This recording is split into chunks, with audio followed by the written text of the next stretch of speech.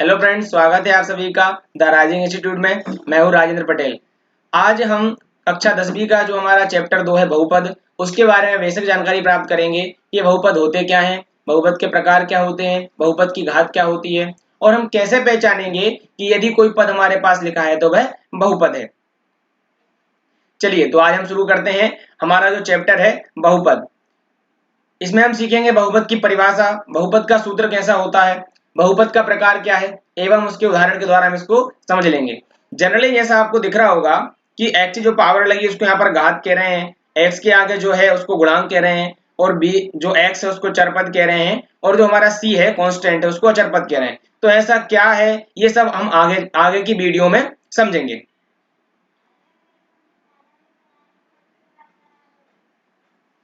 बहुपद, तो सबसे पहले हम यही समझते हैं कि बहुपद होता क्या है। ऐसा समीकरण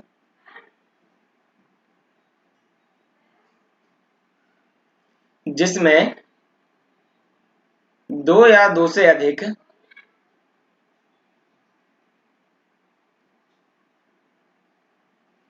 पद होते हैं उसे बहुपद कहते हैं।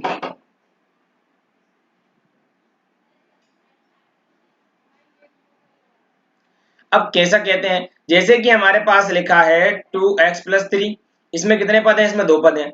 हमारे पास दूसरा क्वेश्चन यदि मैं लूं 4x² प्लस 3x+2, इसमें मेरे पास कितने पद हैं, इसमें मेरे पास तीन पद हैं।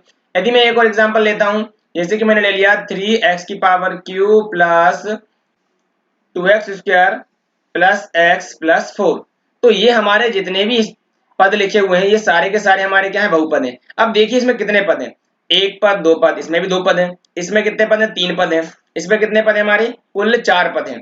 तो बहुपद की परिभाषा ही यही होती है कि दो या दो से अधिक पद जिसमें होते हैं वही हमारा क्या कहलाता है, बहुपद कहलाता है। तो देखिए बहुपद को पहचानना जरूरी है कि बहुपद को आप पहचानेंगे कैसे, इसकी पहचान क्या है। तो इसकी पहचान का पहला तरीका तो ये हो गया कि जिस पद में दो या दो से ज्यादा पद होंगे वही हमारा क्या होगा, बहुपद होगा। पर उसमें हमारा क्या होना चाहिए, एक कम से कम एक चर राशि होनी चाहिए और एक कम से कम अचर राशि होनी चाहिए, तभी हम उस पद को बहुपद कह सकते हैं। अब बहुपद के लिए जैसे मैंने आपको दो एग्जांपल देता हूं, मेरे पास ऑप्शन ए है कि 3x+5, ऑप्शन बी है √2x² plus 3x+2।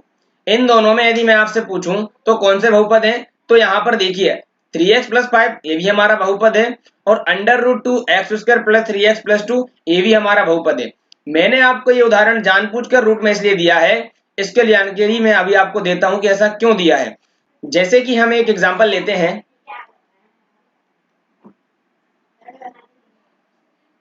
3x² plus 2√x+5। मेरा आपसे क्वेश्चन है, क्या ये मैंने जो आपको एग्जांपल लिखा है क्या ये बहुपद है? जी नहीं, ये हमारा बहुपद नहीं है। ये बहुपद क्यों नहीं है, इस बात को ध्यान से समझिए। बहुपद में एक तो चर होते हैं और एक अचर होते हैं, लेकिन जो हमारा चर होता है वो कभी भी करनी के अंदर नहीं होगा। ये पहचान रखें, बहुपद जो होगा हमारा कभी भी उसमें जो चर होगा वो करनी के अंदर नहीं होगा। यदि किसी बहुपद में करनी के अंदर चर आता है तो वह बहुपद नहीं होगा, वह हमारा बहुपद नहीं होगा। इस बात को ध्यान से रखें। देखिए बहुपद सब प्रकार का हो सकता है, जैसे कि मैं लिखूं 3x+x अपॉन में कर दूं आपका 2x, तो ये भी मेरा बहुपद है। भले ये भाग में है पर इसमें हमारा जो चर है वो स्वतंत्र है, करनी के अंदर नहीं है, ये हमारा क्या है, एक बहुपद है। अब बहुपद ऐसा भी हो सकता है हमारे पास लिखा हो 2x² माइनस का x+1, ये भी हमारा बहुपद है। बहुपद हमारा पूरा का पूरा माइनस में भी हो सकता है, 2x² माइनस का x माइनस का 1 भी हो सकता है। तो समझने वाली बात एक है कि पहले बात तो ये कि ऐसा पद जिसमें दो या दो से अधिक पद होते हैं वह हमारा बहुपद होता है। दूसरी चीज है कि बहुपद की पहचान होना जरूरी है। कंडीशन पहली क्या होती है कि दो या दो से ज्यादा पद हो, उसमें कम से कम क्या हो, एक चर पद हो और एक अचर पद हो। तीसरी चीज ये बात आती है कि यदि कोई बहुपद दिया है और बहुपद में जो करनी में यदि चर है तो वह हमारा बहुपद नहीं होगा। बहुपद हमारा भाग में भी हो सकता है, बहुपद हमारा सारा प्लस में भी हो सकता है और बहुपद हमारा पूरा माइनस में भी हो सकता है।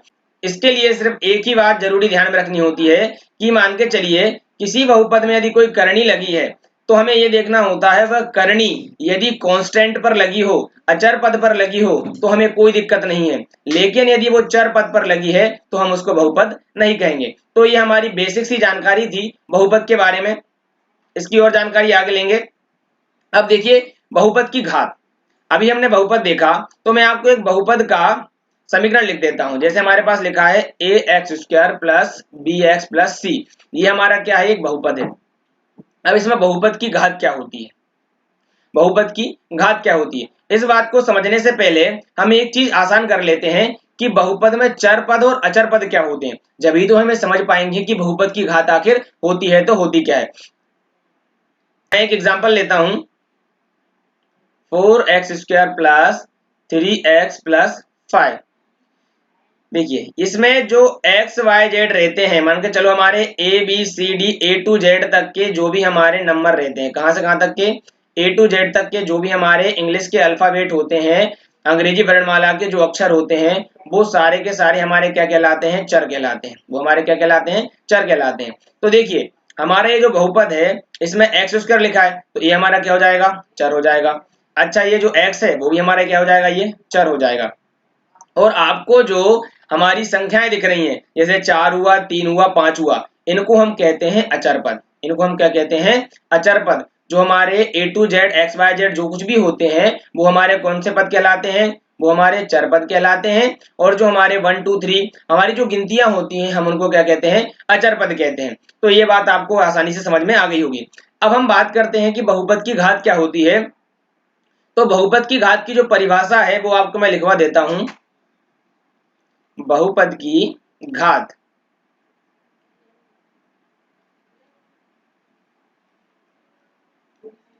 बहुपद में उपस्थित चर की उच्चतम घात को बहुपद की घात कहते हैं। बहुपद की घात कहते हैं। अब ये बहुपद की चर में उपस्थित जो उच्चतम घात है वो क्या होती है, इस बात को समझिए। जैसे हमने ऊपर एग्जांपल लिया था कि 4x² प्लस 3x प्लस 5 में मैं आपसे पूछूं इस x में जो पावर लगी है वो कितने की घात लगी है, इसमें जो घात लगी है वो 2 की घात लगी है। और इस वाले जो 3x के साथ जो x है इसमें कितने की घात है, तो इसमें 1 घात है। इसमें घात कितने की है, 1 घात है। जिस चर पर कोई घात नहीं होती हम उस पर 1 की घात मान लेते हैं। एक सभी का सहारा होता है।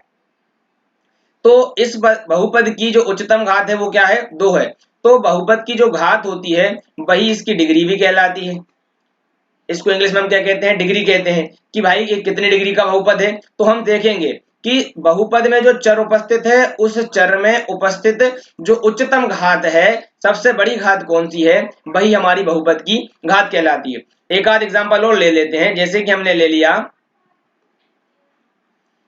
4x³ plus 2x² plus x plus 1, ये हमने जो बहुपद लिया है इस बहुपद में हमारी जो बहुपद की घात है वो क्या होगी। देखिए हमारी x की सबसे बड़ी घात क्या दिख रही है, हमें 3 दिख रही है। x की सबसे बड़ी घात क्या दिख रही है, हमें 3 दिख रही है। तो इस बहुपद की घात क्या हो जाएगी, हमारी 3 हो जाएगी। बहुपद की घात क्या हो जाएगी, 3 हो जाएगी। तो घात को इस प्रकार डिफाइन कर सकते हैं कि चरों के ऊपर जितनी बड़ी नंबर की पावर लगी होती है वही हमारी घात कहलाती है, और इसी को हम क्या कहते हैं, बहुपद की घात कहते हैं।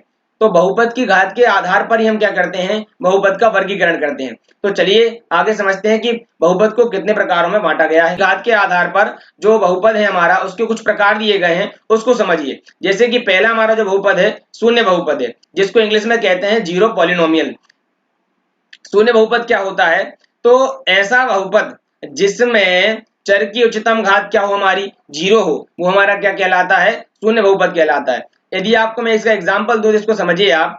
जैसे मैंने लिखा 2x की पावर 0 प्लस 1।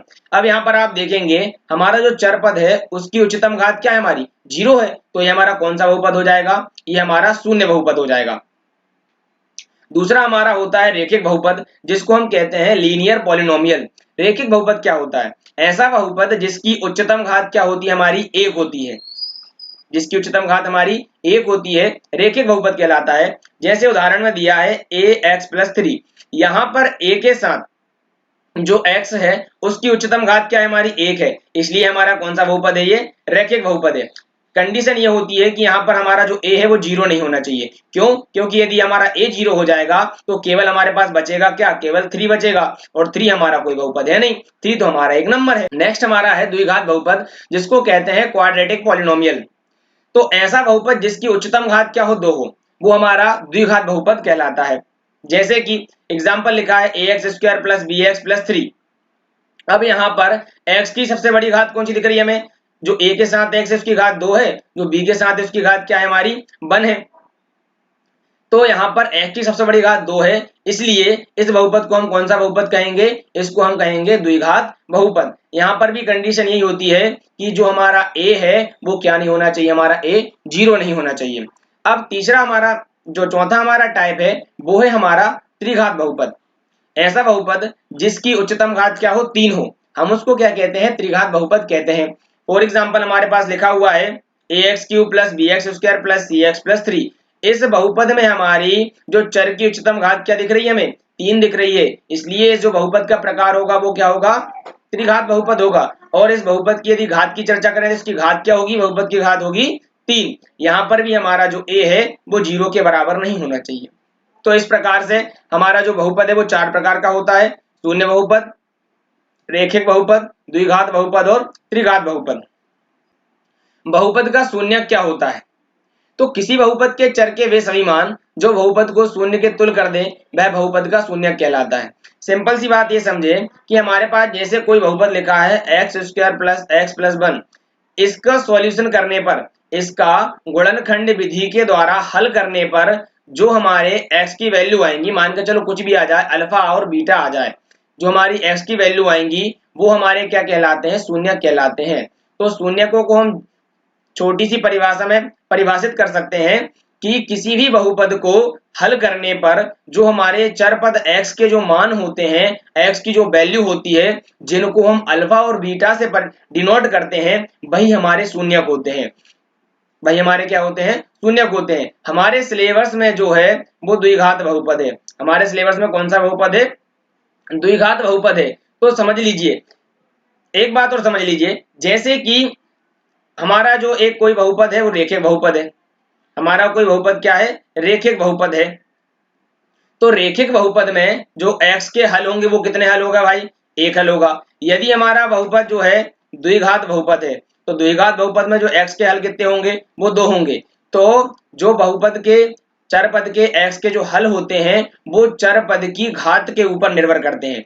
यदि किसी बहुपद की घात 4 होगी तो उस बहुपद का जो चर के मान होंगे वो कितने होंगे, 4 होंगे। 5 होगी तो 5 होंगे। इस प्रकार जितने चर की घात होगी उतने ही उस बहुपद के जो चर का मान होंगे। इस प्रकार हम बहुपद के शून्य को समझ सकते हैं, और जो चर के मान होते हैं उन्हीं को हम क्या कहते हैं, शून्य कहते हैं। हमने पढ़ा बहुपद, बहुपद में हमने एक एग्जाम्पल देखा, जैसे मैं आपको एक एग्जाम्पल ले लूं ax square plus b x plus c. तो इसमें मैंने आपको बताया कि जो हमारे x वाला जो पद है वो उनको हम क्या कहते हैं, चर पद कहते हैं, और हमारे जो a और जो c है, a और जो c है, हम उनको कौन से पद कहते हैं, अचर पद कहते हैं। अब हम चर पद और अचर पद को तो पहचान गए, और हम बहुपद की घात को भी पहचान गए कि बहुपद की घात क्या होती है। अब मैं आपको एक बात बताता हूं कि किसी भी बहुपद में जो हमारे चरपद होते हैं, जो चरपद होते हैं उनके गुणांक होते हैं, उनके क्या होते हैं, गुणांक होते हैं। अब ये गुणांक क्या है, इसको इंग्लिश में कोफिशिएंट कहते हैं, इस बात को समझिए। जैसे कि मैंने एग्जांपल लिखा 4x square plus 2x plus 1, ये हमारा एक क्या है, बहुपद है। तो इस बहुपद में जो चरपद के आगे वाला जो पद होता है, चाहे वो एक्स स्क्वायर वाला चर हो चाहे खाली एक्स वाला चर हो, इन दोनों ही अचर पदों को हम क्या कहते हैं, हमारा एक्स स्क्वायर का गुणांक और हमारे खाली एक्स का गुणांक कहते हैं। मतलब जो चर पद के आगे वाला जो कांस्टेंट वैल्यू होती है, जो हमारा मान होता है, जो हमारे नंबर होते हैं, उन्हीं को हम क्या कहते हैं, गुणांक कहते हैं। तो चलिए आगे बढ़ते हैं। अब बहुपद के जो शून्यक ज्यामिति के रूप में क्या होते हैं, इस बात को समझने वाली बात है। अभी हमने देखा कि किसी बहुपद को सॉल्व करने पर या हल करने पर जो एक्स के मान प्राप्त होते हैं, उन्हीं को हम क्या कहते हैं, शून्यक कहते हैं। एक्स के जो हल करने पर जो मान है, उन्हीं को हम शून्यक कह रहे हैं। उनको हम किससे प्रदर्शित करते हैं, तो उनको हम अल्फा और बीटा से प्रदर्शित करते हैं, अल्फा और बीटा से प्रदर्शित करते हैं, जो कि हमारे क्या होते हैं, शून्यक होते हैं।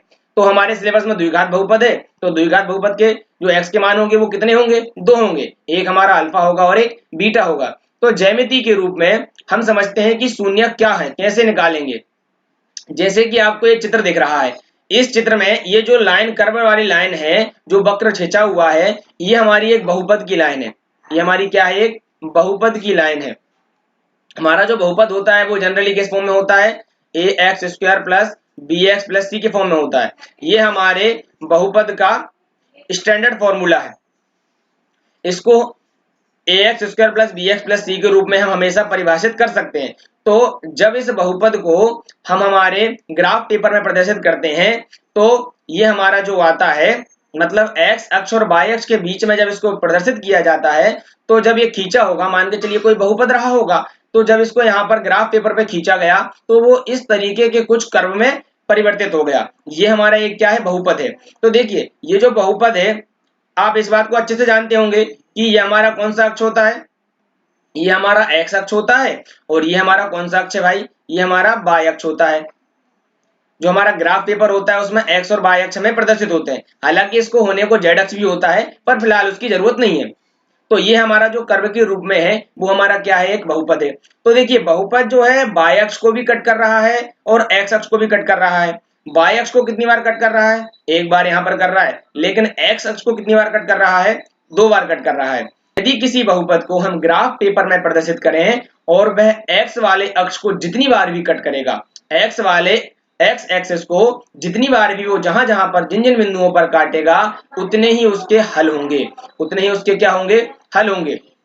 जैसे हमारा जो चित्र एक है, उसमें में जो हमारा बहुपद है, वो एक्स अक्ष को कितनी बार कट कर रहा है, एक बार यहाँ पर कट कर रहा है और एक बार हमारा यहाँ पर कट कर रहा है। तो इस वाले जो बहुपद है, इसके कितने हल होंगे, इसके दो हल होंगे। अब यहाँ पर देखिए, यहाँ पर भी हमारा कितनी बार कट कर रहा है, एक बार यहाँ पर कर रहा है और एक बार यहाँ पर कर रहा है। यहाँ पर ये निर्भर नहीं करता कि वो जो एक्स एक्सिस से प्लस की तरफ से कट कर रहा है या माइनस की तरफ से कट कर रहा है, सिर्फ एक्स एक्सिस को वो बहुपद कट करना चाहिए कि कितनी बार वो एक्स एक्सिस को काट रहा है, उतने ही उसके हल होंगे। तो ज्यामिति रूप में यदि मैं आपको इसके बहुपदों की शून्यकों की कहानी बताऊं, तो हमारी क्या परिभाषा बन जाएगी, हमारी परिभाषा बन जाएगी कि यदि कोई बहुपद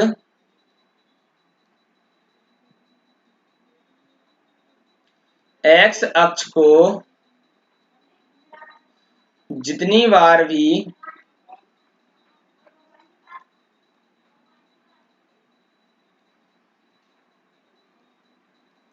प्रतिच्छेद करेगा,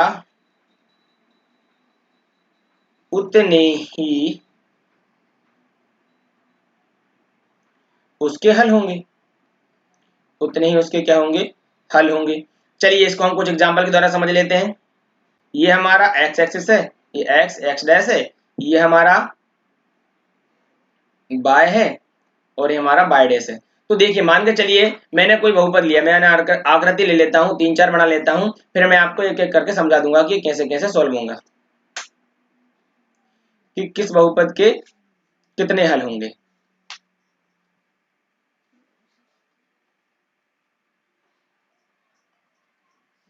ये एक्स है, ये एक्स हमारा एक्स है, ये एक्स डैश है, ये हमारा बाय है और ये हमारा बाय डैश है, ये हमारा इधर बाय है और इधर हमारा ये क्या है, बाय डैश है। तो हमने कितने डायग्राम बनाए हैं, दो डायग्राम बनाए। अब जैसे कि मैंने किसी भी बहुपद को इस ग्राफ पेपर में प्रदर्शित किया, तो वो कुछ इस तरीके से प्रदर्शित हुआ। 1 को मैंने प्रदर्शित किया तो वो कुछ इस तरीके से प्रदर्शित हो गया। यदि मैंने किसी बहुपद को प्रदर्शित किया और वो केवल बाय एक्सिस पर गया, किस पर गया, केवल बाय एक्सिस पर गया, एक्स अक्ष पर कट ही नहीं किया, तो देखिए मैंने आपको पहले बता चुका हूं कि ग्राफ में जब किसी बहुपद को प्रदर्शित करेंगे तो उसके जो शून्यक होंगे वो एक्स अक्ष को जितनी बार कट करेगा उतने ही उसके शून्यक होंगे। तो यहाँ पर एक्स अक्ष को कितनी बार कट कर रहा है, एक बार यहाँ पर कट किया और एक बार यहाँ पर कट किया, कितनी बार किया, 2। तो इसके शून्यक क्या हो जाएंगे, इसके शून्यक क्या हो जाएंगे, हमारे पास 2 हो जाएंगे। यहाँ पर एक्स अक्ष को कितनी बार कट कर रहा है, एक बार, 2 बार, 3 बार और 4 बार। तो यहाँ पर इसके जो शून्यक हो जाएंगे वो कितने हो जाएंगे, यहाँ पर जो हमारे शून्यक है वो कितने हो गए, 4 हो गए। क्या यहाँ पर एक्स अक्ष को जो हमारा बहुपद है वो कट कर रहा है, तो यहाँ पर हम देख रहे हैं कि हमारा जो बहुपद है, जो कर्व खींचा है वो हमारे एक्स अक्ष को कट ही नहीं कर रहा है, सिर्फ और सिर्फ वाई अक्ष को ही कट कर रहा है। तो यहाँ पर इसके जो शून्यक होंगे वो क्या होंगे, शून्यक होंगे वो क्या होंगे, 0 होंगे। बहुपद में शून्यक ही एक्स के हल होते हैं, इस बात को आप ध्यान में रखें। तो चलिए हमारी जो एक्सरसाइज है 2.1 वो की हमारी ज्यामितीय शून्यकों से संबंधित है, तो हम उसको सॉल्व करके देखते हैं। जैसे हमारी प्रश्नावली 2.1 है, इसमें जो पहला क्वेश्चन है कि किसी बहुपद p ऑफ x के लिए y बराबर p ऑफ x का ग्राफ नीचे आकृति में दिया गया है, प्रत्येक स्थिति में p ऑफ x के शून्यकों की संख्या ज्ञात कीजिए। तो हमें क्या पता करना है कि p ऑफ x के शून्यक कितने हैं। अब हमारे सारे ग्राफ दिए हुए हैं तो इनमें डायरेक्ट कुछ नहीं करना रहता, ये क्वेश्चन जो आते हैं ऑब्जेक्टिव टाइप में आते हैं। ये हमारे जो क्वेश्चन देखने को मिलेंगे हमें किस में मिलेंगे, ऑब्जेक्टिव टाइप क्वेश्चन देखने को मिलेंगे। तो हमें डायरेक्ट इनके आंसर लिखना रहता है, क्या लिखना रहता है, डायरेक्ट इनके आंसर लिखना रहता है सिर्फ खाली। तो बताइए आप मुझे इनके क्या क्या आंसर हो सकते हैं। जैसे कि पहली वाली आकृति में मैं आपको लिख देता हूं शून्यक, इधर भी हम लिख देते हैं शून्यक और इधर भी हम लिख देते हैं शून्यक। ये हमारे कितने शून्यक है, कितने इस बहुपद के हल है। पहली वाली आकृति में जो हमारा बहुपद है, ये जो हमारी बहुपद की रेखा खींची हुई है, क्या हमारे एक्स अक्ष को कट कर रहा है कहीं पर, कहीं एक्स अक्ष पर प्रतिच्छेद कर रहा है, तो कहीं पर भी नहीं कर रहा है। इसका मतलब क्या हुआ, इस वाले बहुपद के जो शून्यक होंगे वो कितने होंगे, 0। मतलब इसका कोई भी हल नहीं होगा, एक्स का जो वैल्यू होगी कोई भी वैल्यू नहीं निकलेगी। अब यहाँ पर देखिए, यहाँ पर वाई अक्ष को एक बार कट कर रहा है और यहाँ पर एक्स अक्ष को भी एक बार कट कर रहा है। तो इस वाली कंडीशन में चित्र नंबर 2 में हमारे जो शून्यक होंगे वो कितने होंगे, 1 होगा। तीसरा वाला चित्र देखिए, यहाँ पर जो बहुपद है और जो बहुपद की लाइन खींची हुई है वो कितनी किस जगह कट कर रही है, एक्स अक्ष को कितनी बार कट कर रही है, एक यहाँ पर कट किया, एक यहाँ पर कट किया, एक यहाँ पर कट किया, कुल मिलाकर 3 बार कट कर रही है। कितनी बार कट कर रही है, 3 बार। तो इस प्रकार इस वाले बहुपद के कितने शून्यक हो जाएंगे, 3 हो जाएंगे। पहले वाली कंडीशन में हमारे शून्यकों की संख्या क्या हो जाएगी, 0 हो जाएगी। दूसरी वाली कंडीशन में एक्स अक्ष को 2 बार प्रतिच्छेद कर रहा है, सॉरी एक्स अक्ष को 1 बार प्रतिच्छेद कर रहा है, तो हमारे शून्यकों की संख्या क्या हो जाएगी, 1 हो जाएगी। तीसरी वाली कंडीशन में हमारा जो बहुपद है वो एक्स अक्ष को 3 बार प्रतिच्छेद कर रहा है, एक बार यहाँ प्रतिच्छेद किया, एक बार यहाँ पर प्रतिच्छेद किया और एक बार यहाँ पर प्रतिच्छेद किया। तो इस तरीके से कुल मिलाकर इनके कितने हल हो जाएंगे, 3 हल हो जाएंगे। तो फ्रेंड आज हमने देखा कि बहुपद क्या होता है, बहुपद की घात क्या होती है, बहुपद को पहचानना सीखा, बहुपद की घात के आधार पर उसके कितने प्रकार होते हैं, इन सभी के बारे में आज हमने चर्चा करी। तो कल हम चर्चा करेंगे किसी बहुपद के शून्यक और गुणांकों के संबंध में, और इससे रिलेटेड जो भी हमारी प्रश्नावली के क्वेश्चन होंगे उनको हम सॉल्व करेंगे। तो दोस्तों आज के लिए बस इतना ही है। वीडियो यदि पसंद आई हो तो वीडियो को लाइक करें और चैनल पर नए हैं तो चैनल को सब्सक्राइब करें। तब तक के लिए जय हिंद।